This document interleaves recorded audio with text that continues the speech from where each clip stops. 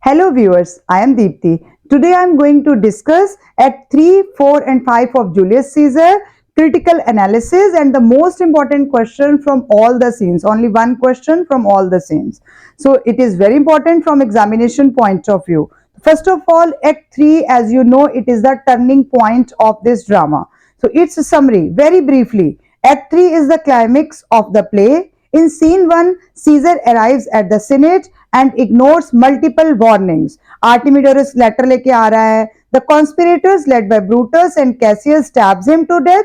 His famous last words, "Et tu Brute," mark the ultimate betrayal. The conspirators justify their actions as necessary for Rome's freedom. इधर से Mark Antony, appearing submissive, secures permission to speak at Caesar's funeral. In scene 2, he delivers a masterful speech using irony and rhetorical questions to turn the crowd against the conspirators. His repeated phrase, "Brutus is an honorable man," grows increasingly sarcastic. The mob, enraged by Caesar's will, which promises them money and land, riots, forcing Brutus and Cassius to flee from Rome. Scene 3 shows the chaos as a poet named Cinna is mistaken for a conspirator and killed, symbolizing Rome's descent into madness. Now, critical analysis of this whole Act 3 is dramatic irony. Caesar believes himself invincible, ignoring the warnings, making his murder inevitable.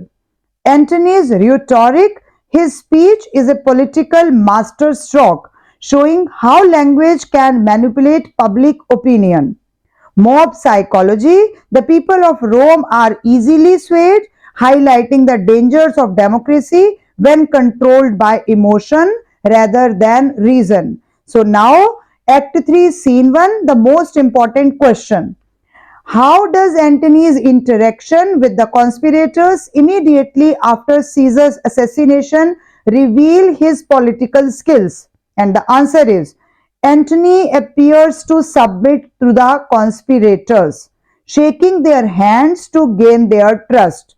However, his true intentions are revealed in his soliloquy, जब वो खुद से बात कर रहा है, where he vows revenge. His ability to mask his emotions demonstrates his cunning and strategic thinking. From scene 2, the most important question, how does Antony use rhetorical devices in his funeral speech to manipulate the crowd? Antony uses verbal irony, repeating Brutus is an honorable man while proving otherwise. Pathos, displaying Caesar's will and wounds दिखाता है. And rhetorical questioning to turn the crowd against the conspirators. His speech exemplifies the power of persuasion. From scene 3, the most important question, what does the mob's attack on Cinna, the poet, suggest about the dangers of unchecked emotions in a democracy? The mob kills Cinna, the poet, because of his name, showing how irrational fear and mob mentality can lead to chaos. This reflects Shakespeare's warning about the volatility of public opinion कि आप कितनी जल्दी उनको change कर सकते हो. Now, Act 4. Act 4 is basically the conflict among the conspirators कि आप देखते हो कि ब्रूटस के टेंट में क्या बातें होती हैं. तो समरी में scene 1, Antony, Octavius and Lepidus form the second triumvirate. Triumvirate ये वर्ड आपको करना है एमसीक्यू के लिए भी. And compile a list of enemies to kill including Lepidus brother. Antony however consider Lepidus weak and plans to sideline him कि जब काम खत्म हो जाएगा हम उसको साइड कर देंगे. In scene 2, Brutus and Cassius, now in Sardis, quarrel bitterly. In scene 3, Brutus accuses Cassius of corruption and Cassius, deeply offended, offers his dagger to Brutus, daring him to kill him. They reconcile when Brutus reveals Portia's death. She swallowed hot coal in despair. That night, Brutus is visited by Caesar's ghost, who warns him that he will see him again at Philippi. Now, critical analysis of this Act 4, power struggles. Antony's dismissal of Lepidus foreshadows his ambition, paralleling Caesar's rise. Brutus versus Cassius, this argument reflects the internal collapse of the conspirators, mirroring Rome's larger instability. Supernatural element, Caesar's ghost foreshadows Brutus' downfall, reinforcing themes of fate and guilt. And the most important question from Act 4 is Scene 1. Question: what does Antony's willingness to alter Caesar's will suggest about his character? What does Antony's willingness to alter Caesar will suggest about his character? तो क्या पता लगता है हमें उसके character के बारे में यहां से? Antony's decision to reduce the promised money to the people shows that he is not as honorable as he seemed. He is just as power hungry as the conspirators, proving that ambition and betrayal are not limited to one side. यानी दोनों तरफ ही यही चल रहा है कि ambition है और betrayal है. From scene 2, question important is how does Brutus' growing conflict with Cassius reflect the central themes of the play?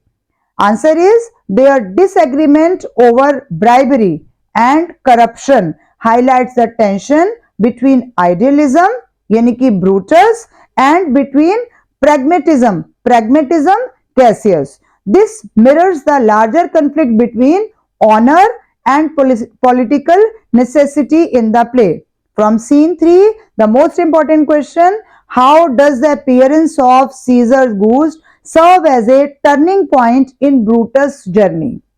The ghost foreshadows Brutus' downfall and suggests that Caesar's influence remains even after death. It also reflects Brutus' guilt and inner turmoil, marking the beginning of his psychological decline. Now coming to Act 5, basically the tragic end of the drama. So summary in brief is this final act is set on the battlefield of Philippi. In scene 1, Antony and Octavius confront Brutus and Cassius. Cassius notices bad omens, yani carrion birds circling, but Brutus remains hopeful. In scene 3, Cassius, believing his forces are losing, orders his servant Pindarus to kill him. Ironically, the battle was not lost. His suicide was premature. Titanius, realizing the truth, kills himself in grief. उसको बहुत ही loyal friend दिखाया है Titanius को Cassius का. In scene 5, Brutus, accepting defeat, falls on his sword. Antony calls Brutus the noblest Roman of them all, acknowledging that unlike the other, Brutus killed Caesar for Rome's good, not for personal gain. Octavius takes control, marking the rise of the future emperor.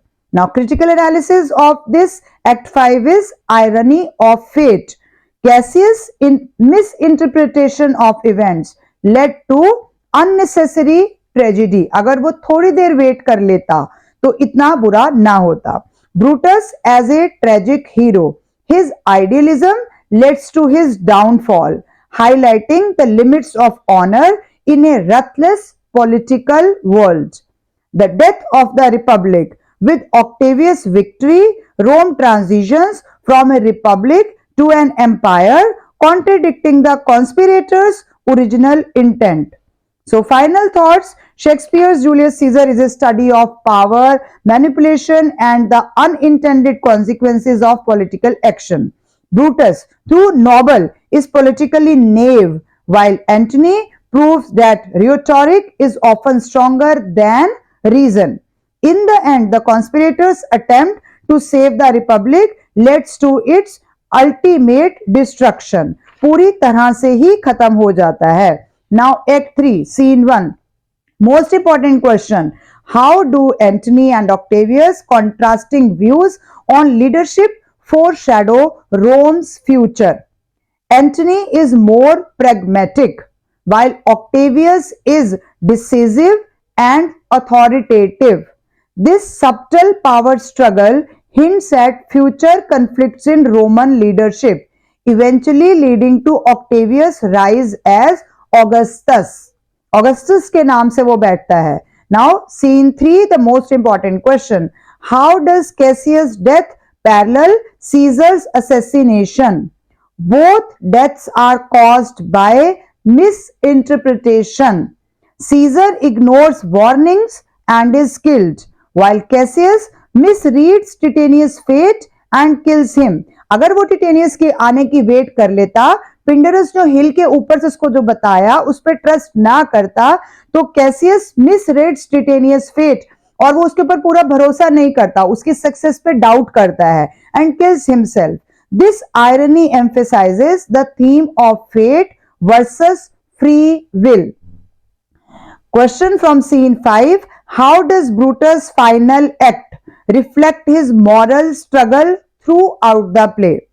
Brutus' suicide reflects his belief that dying honorably is preferable to living in disgrace. Disgrace में living से अच्छा है कि मैं honorably मर जाता हूं. His final words. Caesar, now be still, show his acceptance of fate and his realization that Caesar's spirit has prevailed. तो लास्ट में भी वो यही करता है कि सीजर की स्पिरिट जो है वो प्रिवेल कर रही है.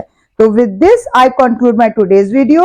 Thank you for watching till the end. But please in questions को सिर्फ सुनना नहीं है, लिखना है, प्रैक्टिस करना है. इन्हीं में से कोई क्वेश्चन होपफुली आपके सामने पेपर में आ जाएगा. Thank you for watching till the end.